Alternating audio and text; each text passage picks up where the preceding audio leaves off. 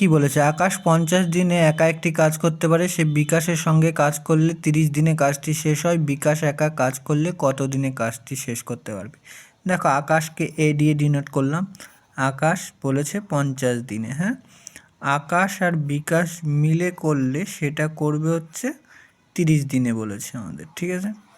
তাহলে দেখো এটার লসাগু করতে হবে, 150 নিয়ে নিলাম, 3 5 15, 150 নিয়ে নিলাম, 5 দিয়ে 3 5 15, 3 হবে এর এফিসিয়েন্সি, আর এ আর বি এর এফিসিয়েন্সি হবে 3 5 15, 30 গুণ 5 150 হয়, ঠিক আছে। দেখো এর এফিসিয়েন্সি হলো 3 আর এ আর বি এর এফিসিয়েন্সি হলো 5, মানে আকাশ আর বিকাশের।